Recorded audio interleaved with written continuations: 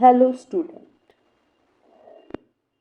हमने अपने previous lecture में स्पर्म ट्रांसपोर्टिंग में रिप्रोडक्टिव ट्रैक के अंदर देखा था कि कैसे जो है स्पर्म जो है आफ्टर फॉर्मेशन स्पर्मेटोजेनेसिस से जैसे स्पर्मियोजेनेसिस होती है और स्पर्मेटोजोआ फॉर्मेशन होती है और वो जो है एपिडाइडमस में पहुंचते हैं, वहाँ पर स्टोरेज और मैचुरेशन होती है, फिर इजेकुलेट हो जाते हैं इनटू द वास डिफरेंस के अंदर।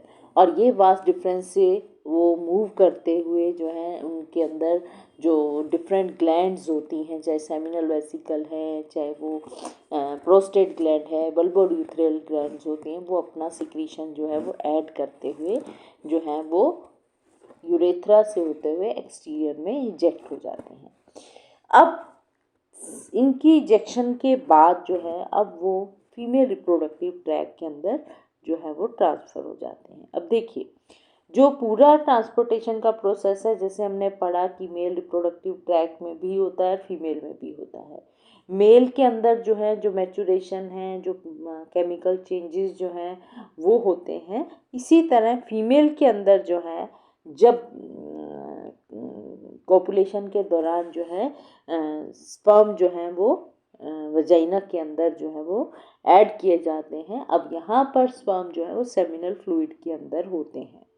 स्पर्म की ट्रांसपोर्ट जो है वो वजाइना से शुरू होती है इन फीमेल रिप्रोडक्टिव ट्रैक के अंदर और एम्प्यूला ऑफ फैलोपियन ट्यूब या ओविडक्ट के अंदर जो है वो ख़त्म होती है, जहाँ पर स्पर्मेटोजोआ जो है वो ओवा के साथ कांटेक्ट में आते हैं और फिर उस ओवुलेटेड एग जो है उसको फर्टिलाइज कर देते हैं।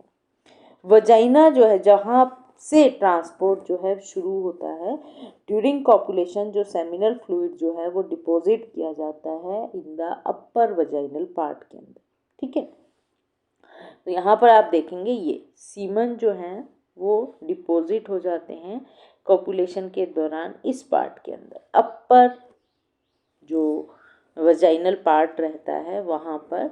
अब यहाँ पर जो कंपोजिशन है या जो बफरिंग कैपेसिटी है वो प्रोटोजोआ को प्रोटेक्शन प्रोवाइड करती है, क्योंकि जो अपर वजाइनल एरिया होता है जहाँ पर एसिडिक फ्लूइड जो है वो प्रेजेंट होता है और ये एसिडिक फ्लूइड जो है स्पर्मेटोजोआ के लिए हार्मफुल होता है।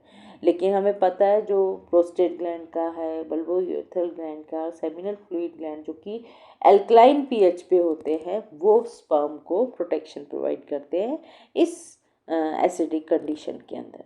देखिए, नॉर्मल जो है एसिडिक कंडीशन वजाइनल के अंदर बहुत ही जो है एसेंशियल रिक्वायरमेंट होती है, क्योंकि ये बैक्टीरियल साइडल फंक्शन प्ले करती है, जिसके कारण जो सर्विकल कैनाल है उसके अंदर कोई पैथोजेनिक ऑर्गेनिज्म की एंट्रेंस है या इन्फेक्शन है उसको वो रोकती है।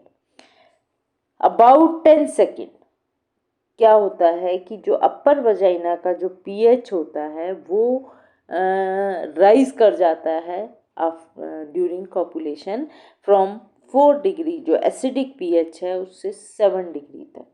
ये बफरिंग इफेक्ट जो होता है ये कुछ मिनट तक जो है वो रहता है ह्यूमन के अंदर और ये टाइम सफिशेंट होता है कि स्पर्म जो है वो वजाइना को क्रॉस करते हुए सर्विक्स के अंदर पहुंच जाते हैं और सर्विक्स जो है जहाँ पर एल्कलाइन पीएच जो है जो ऑप्टिमम इन्वायरमेंट होता है स्पर्म की मोर्टेलिटी के लिए वो बना होता है। तो स्पर्म जो है वो जब मूव करते हैं तो फर्स्ट स्टेप है कि स्पर्म डिपॉजिट हो जाते हैं अपर वजाइना के अंदर, फिर वो सर्विक्स में एंटर करते हैं। जब सर्विक्स से जो कि मूवमेंट होती है वो बड़ी फास्ट होती है और स्लो फेज, दोनों फेज के अंदर देखने को मिलती है।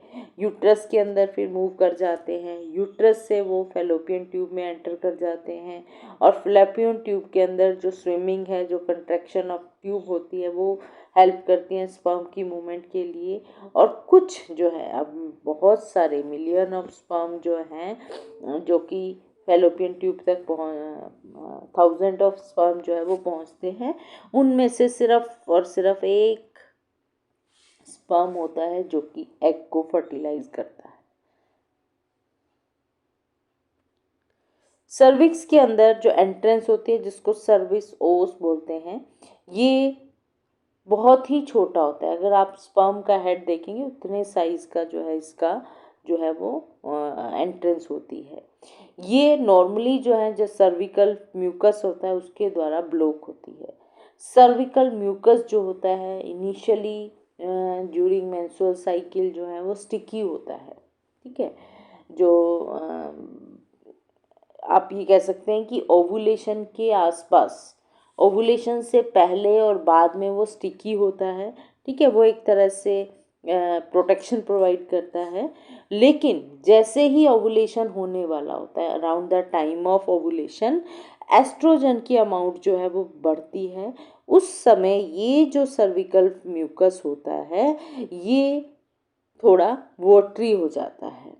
अब इस वोटरी होने के कारण जो है स्पर्म जो है इसमें से जो है इजीली पेनिट्रेट कर जाते हैं सर्विक्स से और फिर पहुंच जाते हैं यूट्रस के अंदर, और फिर यूट्रस से ये फैलोपियन ट्यूब की तरफ जो है मूव कर जाते हैं। इसमें विद इन मिनट्स जो है लगते हैं, और फिर कुछ स्पर्म जो हैं वही स्पर्म होते हैं जो कि उस साइड तक पहुंच पाते हैं। सर्विक्स जो है एक तरह से रिजर्वायर का काम करता है। यहाँ पर ये 72 आवर्स के लिए स्पर्म को जो है वो स्टोर कर सकते हैं और उनको कैपेबल कर देते हैं, एक इन्वायरमेंट प्रोवाइड करते हैं जिसके कारण स्पर्म जो मोटेलिटी है वो क्रिएट होती है। ये आप देखेंगे यहाँ पर वजाइना के अंदर जो कि 7 to 8 सेंटीमीटर की लेंथ है, यहाँ पर जो है वो सबसे पहले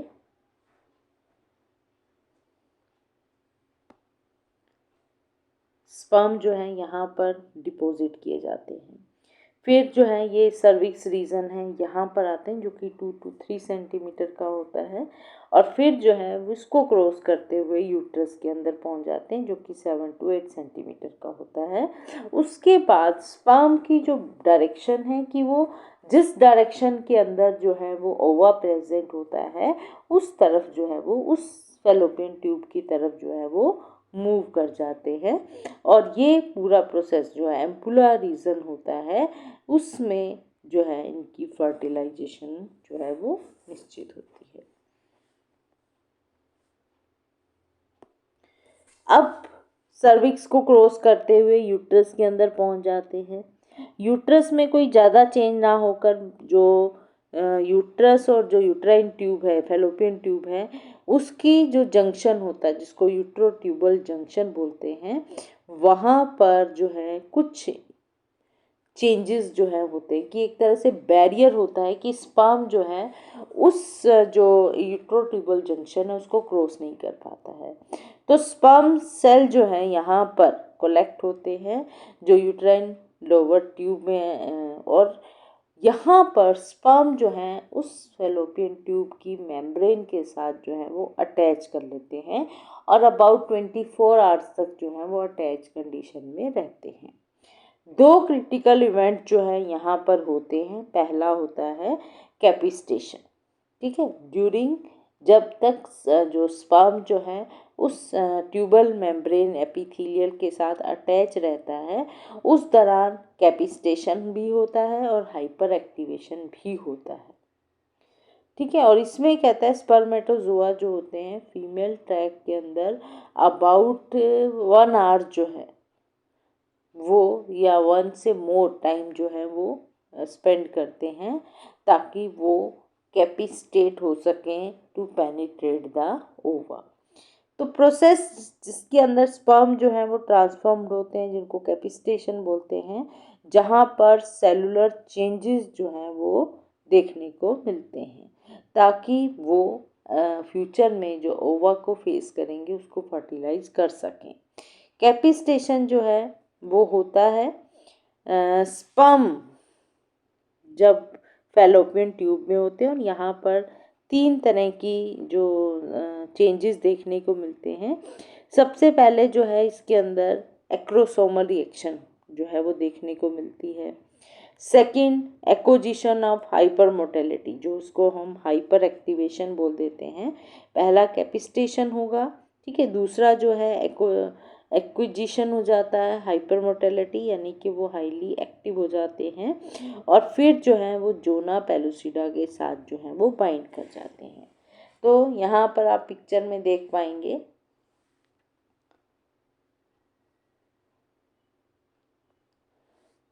यूट्रस, वजाइना, सर्विक्स यूट्रस से होते हुए यहाँ पर जंक्शन में पहुँच जाते हैं, जहाँ पर स्पर्म की सिलेक्शन, जो सर्वाइवल है या इंडक्शन है या हाइपर एक्टिवेशन जो है वो प्रोसेस देखा जाता है। ठीक है, यहाँ पर आप देखेंगे ये फ्लोपियन ट्यूब की एपिथेलियल है, इसके साथ जो है ये अटैच हो जाते हैं, मेम्ब्रेन के साथ जो है वो बाउंड कर जाते हैं।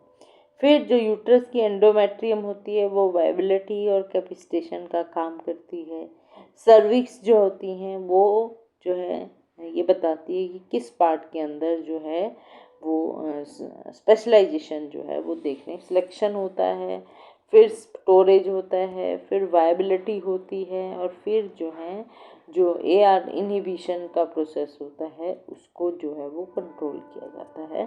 तो एक तरह से सर्विक्स जो है एक प्रोटेक्शन देती है, एक डायरेक्शन देती है कि अब कौन सा प्रोसेस जो है वो होना है। कैपिस्टेशन जो है चेंजेस होते हैं जो कि ठीक है, तो जो सरफेस के ऊपर चेंजेस देखने को मिलते हैं वो है removal of seminal plasma factor, जो कि सरफेस जो स्पर्म का सरफेस है उसके ऊपर कुछ सेमिनल वेसिकल से जो प्लाज्मा फैक्टर होते हैं वो कोट करते हैं।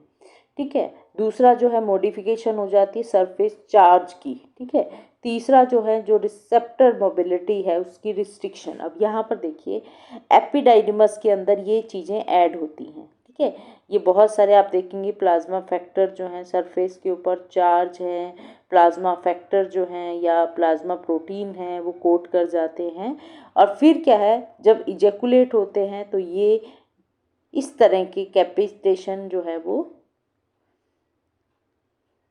इनके अंदर सरफेस जो है इस तरह का दिखाई देता है। और जैसे ही फीमेल ट्रैक्ट के अंदर इनमें डीकैपिटेशन हो जाती है और जिसको हम बोलते हैं कैपिसिएटेड स्पर्म, अब ये कैपिसिएटेड स्पर्म जो होता है ये आप देखेंगे इसके ऊपर जो प्रोटीन फैक्टर थे, जो प्लाज्मा फैक्टर थे जो कि सरफेस को कोट करके रखे हुए थे, वो सारे जो है वो रिलीज हो जाते हैं। जो प्रोटीन बीटा डिफेंसिन जो 126 बोलते हैं, जो कि एपिडाइडिमस से बनता से जो है इसमें ऐड होता है जब मैचुरेशन होती है स्पर्म की, ये मेजर कोटिंग प्रोटीन होता है स्पर्म के अंदर। ये हेल्प करता है सर्विकल म्यूकस को पार करने में। ठीक है, ये रिलीज जो स्पर्म हेड से जब रिलीज होती है ये बहुत ज़रूरी है कैपिस्टेशन, क्योंकि अगर ये कैपिस्टेशन नहीं होगा तो ये जो है जो ओवम है उसके जोना पेलोसिडा के साथ अटैच नहीं हो पाएगा। तो कैपिस्टेशन की जो इस एडिशन थी, जो मैचुरेशन हुआ था एपिडाइडमस में, जिसमें ये प्लाज्मा फैक्टर जो है ये प्रोटीन जो है वो बाइंड हुए थे, वो ज़रूरी थे कि वो कैसे वजाइना से सर्विक्स से होते यूट्राइन ट्यूब तक पहुँचेंगे।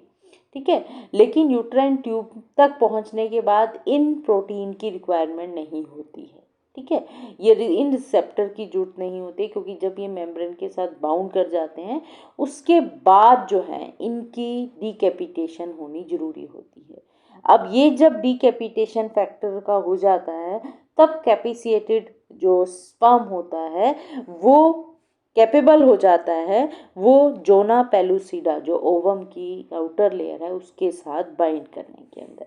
अब यहाँ पर देखिए मेल रिप्रोडक्टिव ट्रैक्ट में जो सेमिनल फ्लूइड था, जो सेमिनल फ्लूइड ऐड हो रहा था प्रोस्टेट ग्लैंड से हो रहा था, यहाँ पर एपिडाइडमस के अंदर मैचुरेशन हो रही थी, ये धीरे धीरे जो है मूव करता हुआ फिर यहाँ पर आप देखिए डीकैपिटेशन प्रोटीन ऐड हो जाते हैं, और फिर इजैकुलेशन के बाद जब ये फीमेल जो ट्रैक में पहुँचता है तो यहाँ पर आप देखिए ये वाला ये जो फैक्टर हैं ये सर्विक्स से जो है को क्रॉस करने में हेल्प करते हैं, और फिर यहाँ पर इनकी जो है वो डीकैपिटेशन, रिमूवल ऑफ डीकैपिटेशन प्रोटीन हो जाता है, और वो इजीली जो है यहाँ मेम्ब्रेन से बाउंड करते हुए आगे की तरफ एम्प्यूला तक जो है वो पहुँच जाते हैं। ओविडक्ट के अंदर जो है स्पर्म जो है सबसे पहले जो डिस्टल ट्यूबल लाइनिंग होती है वहाँ पर जुड़ जाते हैं। वहाँ पर हाइपर एक्टिवेशन ऑफ स्पर्म जो है वो होता है। हाइपर एक्टिवेशन जो है एक तरह से आप इनको कह सकते हैं कि जो स्पर्म है उनकी विगर जो है बढ़ जाती है, उनकी जो स्विमिंग मूवमेंट है वो इंक्रीज हो जाती है, और ये स्पर्म को फोर्सफुली जो है वो ब्रेक करने में जो भी ट्यूबल एपिथेलियल सेल के साथ ये बाइंड करते हैं वहाँ से हटने में हेल्प करते हैं। बाइंडिंग हो गई।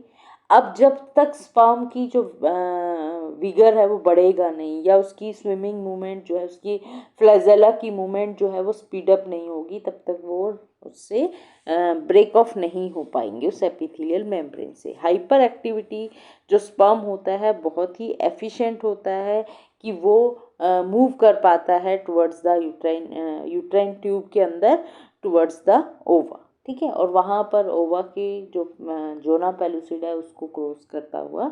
तो आप एक तरह से इसको हाइपर एक्टिविटी मोबिलिटी को समझ पाएंगे। ये एक्टिवेटेड मोबिलिटी है जिसके अंदर स्पर्म जो है एक सिंगल नॉर्मल डायरेक्शन में स्लो मूवमेंट करता है। यहाँ पर क्योंकि हमने बताया कि जो फ्लूइड है, जो सर्विक्स का जो फ्लूइड होता है, जो विस्कस होता है, वो वाटरी हो जाता है, जिसके कारण इनकी मूवमेंट जो है पॉसिबल हो जाती है। फिर जब ये मेम्ब्रेन के साथ, जो ट्यूबल मेम्ब्रेन है उसकी एपिथेलियल के साथ जब बाउंड करते हैं, फिर इनकी मूवमेंट जो है वो जिगजैग हो जाती है, ठीक है, जिगजैग हो जाती है, प्लस में वहाँ पर फोर्स जो है वो ज़्यादा जनरेट हो जाता है। विस्कस फ्लूइड में ये इस तरह से मूव करते हैं, और एपिथेलियल जो है ओविडक्ट है उसमें ये जिगजैग मोशन जो है वो करते हैं, जिसके कारण ये इजीली जो है ओविडक्ट को पास करते हुए ओवा तक पहुंच पाते हैं। फिर एक्रोसोमल रिएक्शन होती है जिसमें जो मॉडिफिकेशन होता है, कुछ ब्रेकडाउन होता है, जिसके कारण हमने क्या बताया था कि जो एक्रोसोमल मेम्ब्रेन होती है, इनर मेम्ब्रेन न्यूक्लियर मेम्ब्रेन के पास होती हैं, और आउटर जो एक्रोसोमल मेम्ब्रेन होती है वो सरफेस प्लाज्मा मेम्ब्रेन के पास होती हैं। तो उनके बीच में ब्रेकडाउन हो जाता है और जो मेम्ब्रेन है वो मर्ज हो जाती हैं। जो स्पर्म सेल मेम्ब्रेन है, जो आउटर एक्रोसोमल मेम्ब्रेन है, और उनके बीच में जो एक्रोसोम है वहाँ से जो प्रोटियोलाइटिक एंजाइम होते हैं वो सारे रिलीज हो जाते हैं in the inner acrosomal membrane के अंदर। और ये फ्यूज़न जो है बहुत ही ज़रूरी होता है, क्योंकि अब इसने oocyte सेल मेम्ब्रेन के साथ जो है वो जुड़ना होता है। तो यहाँ पर आप देखेंगे ये जब एक्रोसोमल रिएक्शन होती है तो प्लाज्मा मेम्ब्रेन है, आउटर एक्रोसोमल मेम्ब्रेन है, फिर इनर एक्रोसोमल मेम्ब्रेन है, और न्यूक्लियर मेम्ब्रेन है। ये जो एक्रोसोम है ये धीरे धीरे जैसे इनके अंदर देखो फ्यूज़न होती है, एक्रोसोमल कंटेंट जो है वो रिलीज हो जाता है। अब आप देखेंगे इनर एक्रोसोमल मेम्ब्रेन जो है वो रह गई, ठीक है, ये प्लाज्मा मेम्ब्रेन जो है ये, ठीक है, यहाँ पर आप देख रहे हैं ये बोलते हैं इसमें फ्यूज़न है, एक्सोसाइटोसिस होता है, फ्यूज़न है आउटर एक्रोसोमल मेम्ब्रेन और प्लाज्मा मेम्ब्रेन का, ठीक है, और दूसरा एक्सोसाइटोसिस होता है जो प्रोटोलाइटिक एंजाइम है, जो एक्रोसोम है वो ब्रस्ट कर जाता है, उसके एंजाइम जो है वो बाहर निकल जाते हैं, और जब कंप्लीट एक्रोसोमल रिएक्शन हो जाती है तो स्पर्म जो है कुछ इस तरह का दिखाई देता है, ठीक है। अब जब कैपिसिएटेड स्पर्म जो है, ठीक है, अब ये ट्यूबल एपिथेलियल को ब्रेक करता हुआ यूट्राइन ट्यूब की तरफ मूव करता है, अपनी स्विमिंग मूवमेंट होती है, कुछ यूट्राइन ट्यूब में कॉन्ट्रैक्शन, जो स्मूथ मसल हैं वो कॉन्ट्रैक्ट करती हैं, पेरिस्टालिटिक मूवमेंट रहती है, ठीक है, उसके अलावा जो ट्यूबल फ्लूइड होता है वो भी डायरेक्टेड होता है by the ciliary activity of ciliated cell, जो ट्यूब के अंदर प्रेजेंट होते हैं, ट्यूब की इनर मेम्ब्रेन में। ये सब जो है स्पर्म की मूवमेंट को जो है वो टुवर्ड्स द ओवा जो है फैसिलिटेट करते हैं। और अपर जो थर्ड पार्ट होता है यूट्राइन ट्यूब का, जहाँ पर कुछ 100 ऑफ स्पर्म जो है वो ओवुलेटेड एग तक जो है अप्रोच करते हैं, उनमें से सिर्फ एक जो होता है फीमेल, जो मेल ट्रैक्ट से मिलियन ऑफ स्पर्म निकले, 100 ऑफ स्पर्म जो है वो वजाइना से यूट्रस तक पहुँचे, ठीक है, उनमें से भी एक स्पर्म होता है जो कि एग तक पहुँच पाता है और उसको फर्टिलाइज कर सकता है। तो यहाँ पर आप देखिए ये पूरा प्रोसेस है। गैमीट कैसे कॉन्ट्रैक्शन ऑफ फीमेल ट्रैक होता है और वो स्पर्म जो है टुवर्ड्स सर्विक्स जो है वो मूव करते हैं। ये जो रीज़न होता है, यहाँ पर भी स्पर्म की जो है वो नंबरिंग जो है वो डिक्रीज हो जाती है। कुछ स्पर्म जो है बैकवर्डली मूव करना शुरू कर देते हैं, कुछ अपर डायरेक्शन में चले जाते हैं, कुछ स्पर्म जो है इस जो सर्विक्स का होल है, क्योंकि हमने बताया ना बहुत ही छोटा होता है, about the size of the, ठीक है, तो इस तरह से वो मूव करता है। सर्विक्स का जो साइज़ होता है, जो ओपनिंग होती है, बहुत ही छोटी होती है और कुछ ही स्पर्म जो है उसको क्रॉस करके यूट्रस तक पहुंच पाते हैं। यूट्रस की कॉन्ट्रैक्शन होती है और स्पर्म की मोटिलिटी होती है, जिसके कारण वो जो है यूट्रस को क्रॉस करते हुए इस यूट्राइन ट्यूब के अंदर तक पहुँच पाते हैं, ठीक है। अब यहाँ पर यूट्राइन ट्यूब के अंदर जो है, यहाँ पर ये मेम्ब्रेन के साथ बाउंड कर जाते हैं, कैपिस्टेशन है, सरफेस के ऊपर चेंज होता है, हाइपर एक्टिविटी जो है वो देखने को मिलती है, जिसके कारण वो यहाँ से अनबाउंड होकर जो है ओवा की तरफ मूव करते हैं, ठीक है। ओवा में यहाँ पर एम्पुलरी रीजन के अंदर जो है वो जोना पेलोसिडा को, यहाँ पर एक्रोसोमल रिएक्शन होती है और जोना पेलोसिडा को जो है क्रॉस करता हुआ वो एग जो ओवा है उसको फर्टिलाइज कर पाता है, ठीक है। तो ये था कि कैसे जो है स्पर्म की ट्रांसपोर्ट जो है वो फीमेल रिप्रोडक्टिव ट्रैक के अंदर जो है वो होती है। Thank you.